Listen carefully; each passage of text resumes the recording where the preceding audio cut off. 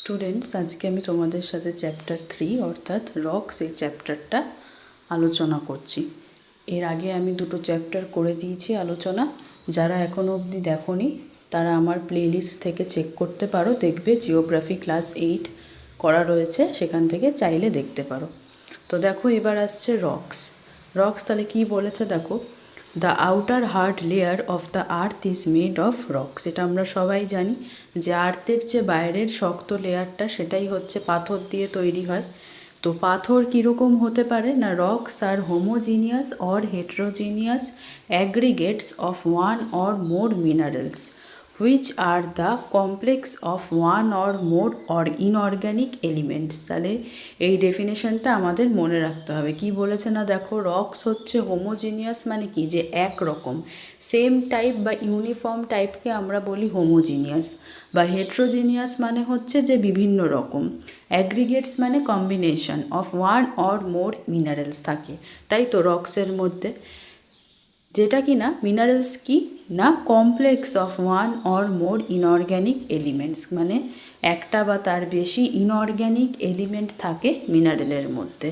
যেরম দেখো, গ্র্যানাইট হচ্ছে পাথর, তো পাথরটা কি কি দিয়ে তৈরি হয় মিনারেল, কোয়ার্টস দিয়ে তৈরি, ফেল্ডস্পার দিয়ে তৈরি, মাইকা অ্যান্ড হর্নব্লেড, এই চারটে মিনারেল দিয়ে তৈরি আমাদের গ্র্যানাইট পাথর। তো দেখো নিচে ছবিটা দেখলে বুঝতে পারবে, ঠিক আছে।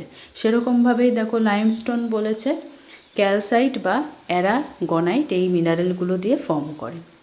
তো বিভিন্ন রকমের রক্স আমাদের নেচারে পাওয়া যায়, তাদের বিভিন্ন রকম বৈশিষ্ট্য থাকে, যেরকম কালার, শক্ত, লাস্টার মানে চকচকে, ক্লিভেজ মানে ভাঁজ, আর কেমিক্যাল রিয়াকশান এটসেট্রা, এগুলো সব আলাদা আলাদা থাকে বিভিন্ন রকের। আর এটা তোমরা আগের বারেও পড়েছো, সেম জিনিস আবার এখানে রিপিট হবে। কি না, আমাদের রক্স অরিজিনের উপর বেসিস করে আমাদের কত ভাগে ভাগ করা যায় না, 3 ভাগে ভাগ করা যায়, classified into 3 types, igneous, sedimentary আর মেটামরফিক, তাই তো। আচ্ছা, এই পেজটার এই ইয়েলো বক্সটাই মেইন কিন্তু ইম্পর্টেন্ট। দেখো, এটা একটুখানি মনে রাখতে হবে।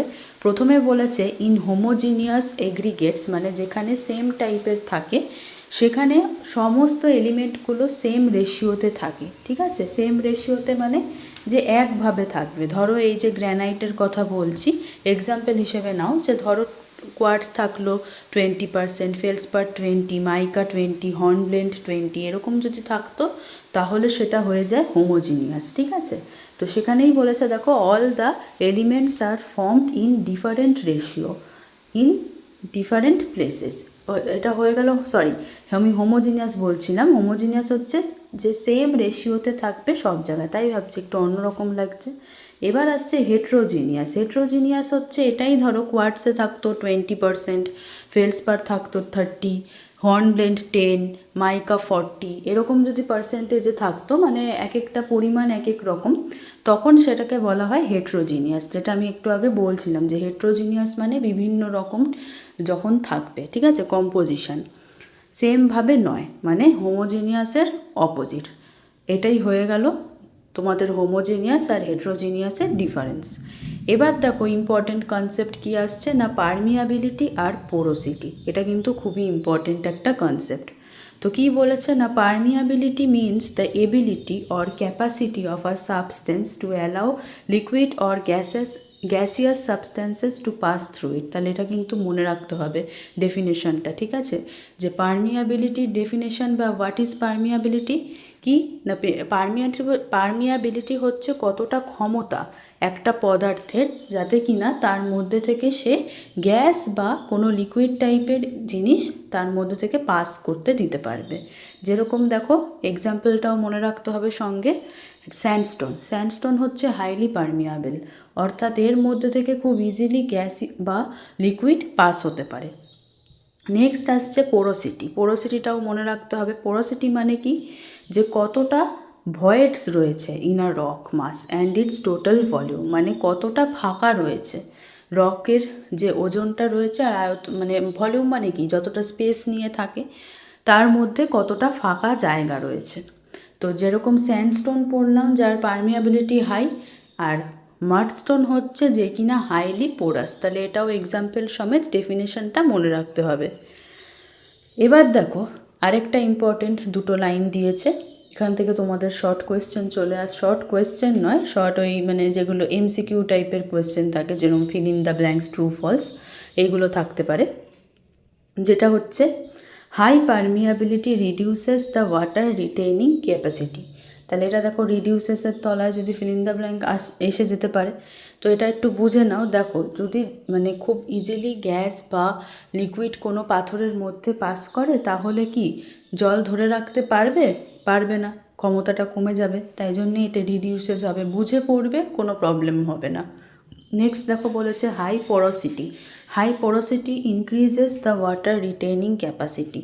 তাহলে এটা হচ্ছে ঠিক পারমিয়াবিলিটির উল্টো কনসেপ্ট। কি বলেছে না, যখন পোরোসিটি বাড়বে তখন ওয়াটার রিটেইনিং ক্যাপাসিটি মানে জল ধরে রাখার ক্ষমতাটা বেড়ে যাবে। কারণ দেখো পাথরের মধ্যে যদি আজকে অনেক ফাঁকা ফাঁকা জায়গা থাকে, তার মানে কি বেশি করে জল ধরে নেবে, তাই জন্যই বেড়ে যাচ্ছে। ঠিক আছে, এটা না পড়লেও পারা যাবে যদি কিনা মানেটা বুঝতে পারো। এবার চলে আসছে সেই আগের বছরের মতন ইগনিয়াস রক, সেডিমেন্টারি রক আর মেটামরফিক রকের সব মানে ইন ডেপথ সব কিছু লেখা রয়েছে। আর আগের বারের থেকেও একটু ডিটেলসে লেখা রয়েছে, তাই এটা ভেবো না যে এটা না পড়লেও আগের বার পড়েছিলাম লিখে নিতে পারবো, পড়তে হবেই। তো দেখো প্রথমত এটা মনে রাখতে হবে, ইগনিয়াস রকসের আরেকটা নাম কি না প্রাইমারি রক। কেন এটাকে প্রাইমারি রক বলা হয় সেটাও পড়ে নেবে, এটা আসতেও পারে কোয়েশ্চেনে যে why are igneous rocks known as primary rocks. তো তখন তোমাদের এটা লিখতে হবে, কারণ এই পাথরগুলো প্রথম যারা কিনা অরিজিনেট করেছিল আমাদের আর্থে, মানে আমাদের আর্থে প্রথম এই পাথরগুলোই দেখা গেছিলো। বিভিন্ন রকম মোল্টেন মানে গলা যে মেটালিক সাবস্ট্যান্সেস মানে মেটালের যে পদার্থ, যেটা কিনা হতে পারে silicon, iron, nickel, magnesium, aluminium, এইগুলো আমাদের আর্থের ভেতরে ফর্ম করে হট ম্যাগমা, এটা তোমরা অলরেডি জানো। সেই ম্যাগমাটা যখন গাসেস মানে বেরিয়ে আসে যখন আমাদের আর্থের সারফেস থেকে, কিসের কারণে না খুব বেশি হিট বা খুব বেশি প্রেশারের জন্য এটা কি হয় না ইন দ্য ইন্টেরিয়ার মানে প্রেশারটা কি ভেতর থেকে আসে বা হিটটাও ভেতর থেকে আসছে, আর আমাদের ইন্টেরিয়ার আর কি হয় না কুলস ডাউন হয়ে যায়, মানে ঠান্ডা হয়ে যায় বা সলিডিফাইস মানে জমে যায় in the interior of the earth, আমাদের আর্থের ভেতরে, সেটাই হয়ে যায় ইগনিয়াস রক। তাহলে এটা তোমাদের যদি এরকমও যদি কোয়েশ্চেন আসে যে how are igneous rocks formed, তখন তোমাদের এই প্রথম প্যারাটা কিন্তু লিখতে হবে। আশা করি বোঝাতে পারলাম। নেক্সট দেখো এবার আসছে টাইপস যেগুলো রয়েছে, এটাও ভালো করে একটু পড়তে হবে। কি দেখো বলেছে অরিজিনালি মানে প্রথম মানে অরিজিনালি মানে কি যে অ্যাকচুয়ালি ইগনিয়াস রকস দু রকম হয়। যে ইগনিয়াস রকসগুলো ঠান্ডা আর জমে যাওয়ার পর, কিসের ঠান্ডা আর জমে যাওয়া না হট মোল্টেন লাভা, এটা যখন আর্থের সারফেসে হয় তখন সেটাকে বলা হয় এক্সট্রুসিভ ইগনিয়াস রকস। ঠিক আছে, এইগুলো আর জেনারেলি বলেছে কি যে লার্জলি গ্রেন্ড, তাই তো লার্জলি তো লেখা রয়েছে মনে হচ্ছে, এটা সাইডটা কেটে যাচ্ছে তো আমি ঠিক ফিগার আউট করতে পারছি না।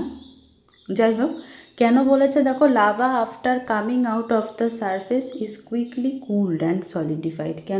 কেননা আমাদের লাভাটা যখন বেরিয়ে আসছে তাই তো তখন খুব তাড়াতাড়ি ঠান্ডা হয়ে জমে যাচ্ছে। যেরকম এক্সাম্পলটা মনে রাখতে হবে ব্যাসাল্ট আর অবসিডিয়ান। আর যখন আমাদের এই রাইজিং ম্যাগমাটা আর্থের সারফেসে এসে পৌঁছয় না, আর যখন কিনা কি হয়ে যায় না ঠান্ডা হয়ে যায় বা জমে যায় আমাদের আর্থের সারফেসের ভেতরে, তখন যে ইগনিয়াস রকসটা ফর্ম করে সেটা হচ্ছে ইন্ট্রুসিভ। দেখো কথাটার মধ্যেই বুঝতে পারবে, ইন্ট্রুসিভ মানে ভেতরে আর এক্সট্রুসিভ মানে বাইরে, তাই তো। এটার এক্সাম্পল কি সেটাও মনে রাখতে হবে, গ্র্যানাইট আর ডলেরাইট। ঠিক আছে, এই যে ইন্ট্রুসিভ ইগনিয়াস রকস আমরা পড়লাম, সেইটাকে আবার দুটো ভাগে ভাগ করা যায়। কি কি না যখন আমাদের ম্যাগমাটা ঠান্ডা হয়ে গিয়ে সলিডিফাই হয় ফাটলে বা পোর্স মানে ফুটোর মধ্যে, বা হলো মানে এমটি বা ফাঁকা জায়গায়, কোথায় না just beneath the earth surface মানে ঠিক আমাদের আর্থ সারফেসের তলায়, তখন যে রকসগুলো ফর্ম হয় সেগুলোকে বলা হয় কীরকম ইগনিয়াস রকস না হাই প্যাবিজাল ইগনিয়াস রকস। এটা কীরকম টাইপের ইগনিয়াস রকস না intrusive types of igneous rocks. এক্সাম্পলটা মাথায় রাখতে হবে, ডলেরাইট। আর যখন এই ম্যাগমাটা ঠান্ডা হয়ে জমে যায় অনেক গ্রেট ডেপথ মানে গভীরে আমাদের আর্থে, তখন এই পাথরগুলোকে কি বলা হয় না প্লুটনিক ইগনিয়াস রক্স। তাহলে বোঝা গেল দু রকম কী হয়, হাইপ্যাবেজাল ইগনিয়াস রক্স আর প্লুটনিক ইগনিয়াস রক্স। এটা হচ্ছে দু রকমের ইন্ট্রুসিভ ইগনিয়াস রক্স। তাহলে এটা কিন্তু তোমাদের আসতে পারে কোয়েশ্চেন যে what are the two types of intrusive igneous rocks আর write their definition with example. বা এটা তোমাদের এরকমও ডেফিনেশন আসতে পারে যে write the difference between extrusive and intrusive igneous rocks, যেটা আগে পড়ছিলাম। ঠিক আছে, আচ্ছা দেখো এটা বলেছে the grains of this rocks are larger in size. হ্যাঁ, তাহলে এর আগেরটা স্মলার ছিল, যেটা উপরে বলছিলাম দেখতে পাচ্ছি না আমি, সাইডটা কেটে গেছিলো, এটা কিন্তু স্মলার ছিল। ঠিক আছে, কেন না খুব তাড়াতাড়ি ঠান্ডা হয়ে সলিডিফাই হয়ে যাচ্ছে ম্যাগমাটা। আর এটা কি না লার্জার, এই পাথরের যে দানা দানাগুলো এগুলো বড় সাইজের হয়। কেন না ম্যাগমাটা ঠান্ডা হয়ে গিয়ে সলিডিফাই হয় খুব আস্তে আস্তে, তাই জন্য সময় লাগবে। আর সময় যেহেতু লাগছে তাই দানা দানাগুলো বড় সাইজের রয়ে যাচ্ছে, যেরকম গ্রানাইট আমরা যেটা আগের পাতায় ছবি দেখছিলাম। আচ্ছা, এবার কিন্তু তোমাদের এটা খুবই ইম্পর্ট্যান্ট একটা কনসেপ্ট, আর এটা থেকে তোমাদের কোয়েশ্চেন্সও আসে, যেটা কি না বৈশিষ্ট্য বা ক্যারেক্টারিস্টিক্স অফ ইগনিয়াস রক্স। এই ক্যারেক্টারিস্টিক্সের জায়গা তোমাদের নেচার হিসেবেও আসতে পারে, বা অ্যাট্রিবিউটস বা ফিচার্স, সব কটার অর্থ কিন্তু সমান। তো দেখো এবার বলেছে this rocks are very hard, heavy and compact. তাহলে এটা মনে রাখতে হবে এই পাথরগুলো হচ্ছে খুবই ভারী, ঠিক আছে, আর শক্তও হয় আর টাইট হয়। কম্প্যাক্ট মানে কি টাইট একদম থাকে। এই জন্য দেখো এদের মধ্যে কীরকম স্ট্রাকচার পাওয়া যায় দেখতে না ক্রিস্টালাইন স্ট্রাকচার পাওয়া যায়। এটা কিন্তু খুবই ইম্পর্টেন্ট, খুব ভালো করে মনে রেখো আর মন দিয়ে একটুখানি শুনো। ঠিক আছে, আচ্ছা আরেকটা কথা যেটা মনে রাখতে হবে, যেটা কিনা হলো জয়েন্টস আর ক্র্যাকস খুবই কমন এই পাথরে দেখা যায়। ঠিক আছে, মানে জয়েন্ট মানে কি যে কোনো কিছুর যে জাংশনটা, আর ফাটলও দেখা যায়, তাই জন্য এগুলো হচ্ছে হাইলি পারমিয়াবল, যেটা আমরা পড়ছিলাম। তাই তো, পারমিয়াবল মানে এদের মধ্যে থেকে গ্যাস আর লিকুইড ইজিলি পাস হতে পারে। কালারটা হতে পারে লাইট কালার যেরকম গ্র্যানাইটের থাকে, আবার ডার্ক কালারেরও হতে পারে যেরকম ব্যাসাল্টের থাকে।